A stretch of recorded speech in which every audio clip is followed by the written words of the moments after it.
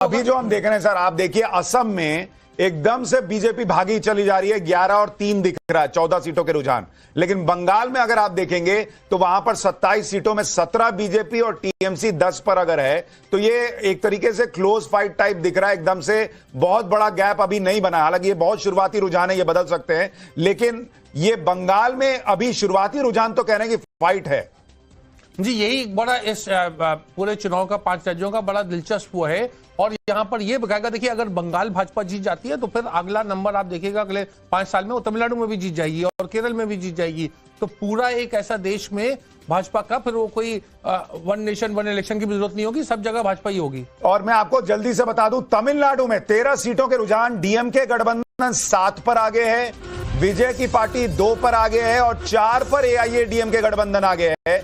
और केरलम के अंदर वहां पर एलडीएफ 9 पर आगे है और यूडीएफ 10 पर आगे है। तो केरलम में कांटे की टक्कर दिख रही है, वहां पर एलडीएफ और यूडीएफ दोनों 10-10 सीट पर इस वक्त रुझानों में आगे चल रहे हैं, 20 सीटों के रुझान। तमिलनाडु में डीएमके गठबंधन को बढ़त दिख रही है, बंगाल में बीजेपी 21 सीटों पर आगे, 36 सीटों के रुझान में, और असम के अंदर 13 सीटों पर एनडीए आगे और 4 पर कांग्रेस आगे चल रही है। अश्वनी जी, जो इस वक्त तस्वीर दिख रही है उसमें बीजेपी चल रहा है, हारे जीते जो भी, कांग्रेस कहीं भी एक तरफा लीड लेती दिख नहीं रही है किसी भी राज्य में।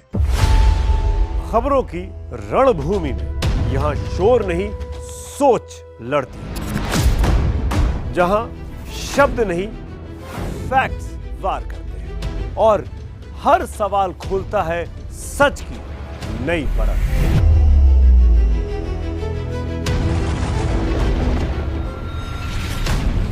चक्रव्यूह आपके अपने सुमित अवस्थी के साथ सोमवार से शुक्रवार शाम 6:57 पर टाइम्स नाउ नव भारत पर।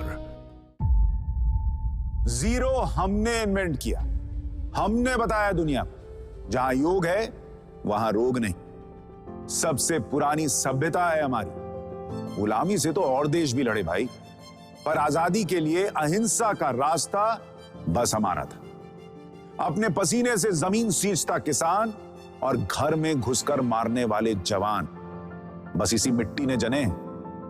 इसके हाथ ने जब थामा जज्बा तो इतिहास रचे, कदम बढ़ाए तो चांद का वो हिस्सा चूमा भाई जहां कोई कभी नहीं पहुंचा। आज पूरी दुनिया में शान से लहरा रहा है तिरंगा, और इसके पीछे है गर्व से भरी अनगिनत कहानियां जो लिखी जा चुकी हैं और लिखी जा रही हैं, जिन्हें मैं सुनाऊंगा राष्ट्रगर्व रोज शाम 6:25 पर।